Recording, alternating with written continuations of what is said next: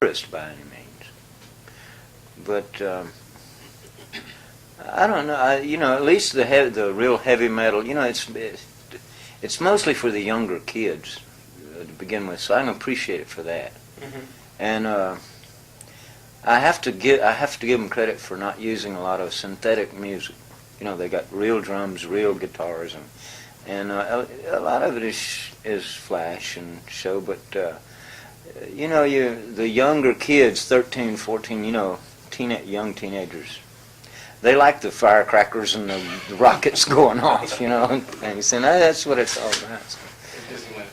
Yeah, it's a big show, and which is good for certain people. Some of these guys are great players, Yeah. It's just, there's so many different styles of guitar playing, and as long as you're great at what you do, then other guitar players will respect you for that. Yeah, even if it's not what you like to listen to. A lot of these cats are just wonderful players, but it may not be my choice or somebody else's choice to listen to that type of stuff. A lot of them are really wonderful players. Have you heard any younger guys who have, like, identifiable signature type of sounds that you can respect? I've heard a lot of guys that I like a whole lot of. I think all three of us pretty much loved the way Stevie Ray Vaughan played guitar. I think he was such. He's not exactly a younger guy, but well, he's not either. Really. I'm not a younger guy either. We're all young. Not an older guy. I meant what I meant. Yeah, yeah. I love Stevie Ray's playing a whole lot. I like Robin Ford's playing a whole lot, but he's not really young either. He's been around a long time. He's just now starting. This to get Eric Johnson is. Isn't that who I'm talking about? Yeah. He's a good player. that he's got some of that metal thing. A lot of the classical. He's got some Hendrix in him too. Yeah, but he's real good. He's a great player. Gary Moore is a great player. It's funny because I guess myself and a lot of us listen more to older music than we do to newer music. And I like Scott Henderson a whole lot. He was a jazz kind of fusionish player. But there's a ton of great guitar players out there. Anybody you'd like to point out? You pointed them all out, huh? I didn't make a drop in the bucket, I'm sure. This is getting back to our first question there. You talked about there being sort of a blues revival, and people, I guess, kind of want to get back to the real music, the stuff that's been around, that's been appreciated. And in that sense, there's always been sort of an audience waiting for the Allman Brothers to kind of come back and deliver the same stuff you guys always did. Is that the feeling you basically had? People were kind of waiting for the band to come back and get back into the scene? Do you know exactly what he's saying? I wasn't even in the band, and I was waiting for it to come back. Yeah, I think we were all waiting for that 80s to get over with. Yeah, I think it was more. The Allman Brothers fan base was there all the time, but music started turning around toward, like we were saying earlier, toward a blues type revival. It was like a good excuse for the Allman Brothers to get back together, because a lot of bands had to kind of not perform or not record during a certain part of the 80s and stuff where music just wasn't conducive to that kind of band, so you just had to kind of idle for a while. And also it's we're talking about it's good for that thing to come back more than just so the Allman Brothers can play, but it's great to hear Michael Bolton on the radio or somebody like that, or Robert Jeff Cray. Jeff Healy and Robert Cray. It's just good to hear that kind of music all the way around. I guess the timing was also opportune because, although they're not quite as rootsy as you guys, but you had the Doobie Brothers going back on the road. As we still in Nashville performing. Yeah. A lot of bands who were popular in the 70s got together. Leonard Skinner did that tour. That kind of was a move in the right direction too, because they were a band from the South as well. Not a Southern band, but a band from the South. Had to make the distinction. Yeah, see, I think when technology started booming, that it made musicians and people in the industry want to utilize the technology. So it took 10 years or so for people to realize that you didn't have to overdo it. You can utilize it without letting technology dictate to you what to do with it.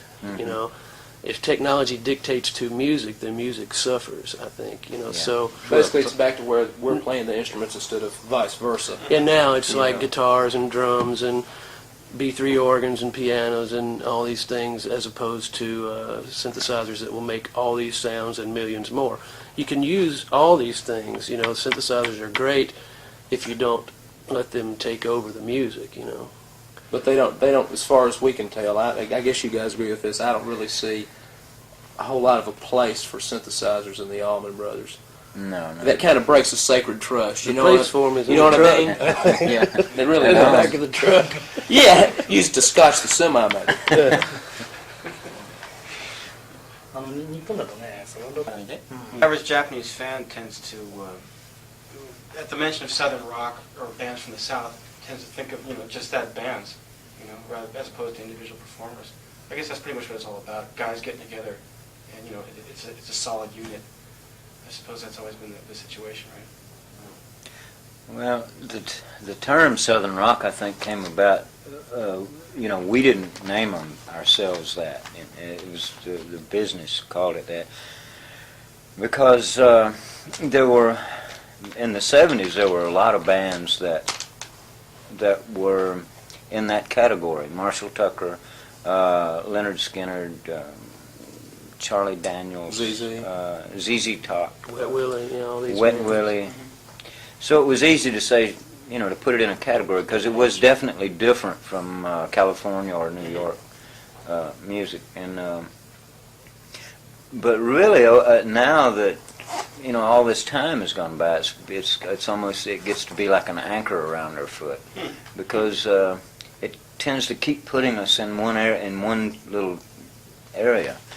And there's really not a great need for the term now because we're probably the only Southern rock, quote, band out there.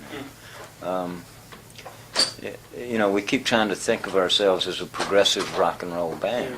And, Yeah, real Which is precisely blues. what the band really is. Where, Yeah. You know, you don't see very many rebel flags and things. I mean, we don't At our know. shows. We never have played that thing up as much as a lot of the Yeah. people that came after us. You kind of have to play it down more than anything else because, like Dickie was saying, it tends to stereotype you when the Allman Brothers aren't really a band that deserves to be stereotyped. You know, there are blues influences, jazz influences, folk, country, rock. I mean, there's tons of influences that make up this sound, but to pinpoint it to a Southern rock sound, because a lot of the Southern rock that came later, and then especially toward the end of it, is what people remember, and they don't remember what created that in the beginning, which was a beautiful fusion of sounds.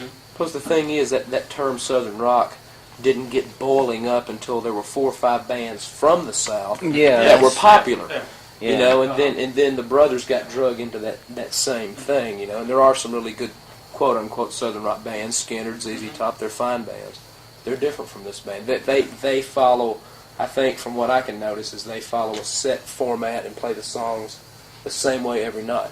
And we're not about that. You know, We approach it more we're like like Miles a jazz Davis band. would approach it. You know, really. Southern Rock Magazine is for aspiring guitar players. We'd like to get from you guys some pearls of wisdom here, advice on how to build up your chops and how to develop yourself into a good player. Don't play for speed's sake. Start there. Play from, you know, inside. It's enough speed. The right amount of speed will come in due time. That's what I'd say. Well, the best advice that I can give to younger people is it's fine to study your contemporaries or your favorites, but find out where they're being influenced from and go back and come from the same place that your favorite players are coming from. You know, learn where they're learning because they are obviously not copying each other, and so go back and ironically now, the Robert Johnson, this new package on Robert Johnson is one of the hottest selling things in America. Over 200,000 Which is, boxes. when I went in the store to pick it up, there was a 18-year-old kid that was trying to tell me how great it was, you know. And I looked and I said, yeah. Yes, I know. Yeah, I can't wait to hear it, you know. Because I've been studying it for years. But that's great. See, to go back to there, go back to the 30s, and find out where rock and roll and blues came from at the beginning. It's a great school. You know, actually, we've had with our Tourist by any means. But I don't know. You know, at least the real heavy metal. You know, it's mostly for the younger kids to begin with. So I can appreciate it for that. And I have to. Different styles of guitar playing, and as long as you're great at what you do, then other guitar players will respect you for that. Yeah, some Even of if the it's not what guitarists you like to are listen fantastic. to. You know, I mean, a lot of these cats are just wonderful players, but it may not be my choice or somebody else's choice to listen to that type of stuff. A lot of them are really wonderful players. Have you heard any younger guys who have like identifiable signature type of sounds that you can respect? I've heard a lot of guys that I like a whole lot of. I think all three of us pretty much love the way Stevie Ray Vaughan played guitar. I have to give them credit for not using a lot of synthetic music. You know, they got real drums, real guitars, and a lot of it is flash and show. But you know, the younger kids, 13, 14, you know, young teenagers, they like the firecrackers and the rockets going off, you know, and things. And that's what it's all about. Yeah, you know, it's a big show, and which is good for certain people. Some of these guys are great players, you know. Yeah. It's just, I mean, there's so many